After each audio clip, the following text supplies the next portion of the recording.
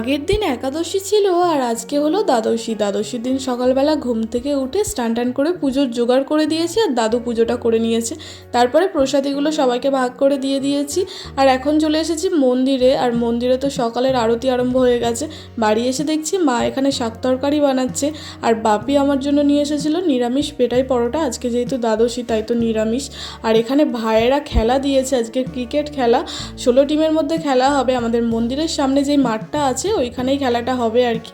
তো দুপুরবেলা আমাদের মন্দিরে খাওয়া দাওয়ার নিমন্ত্রণ ছিল, তো সন্ধ্যাবেলা সবাই মিলে এখন খেলার মাঠে চলে এসেছি এখানে খেলা দেখার জন্য।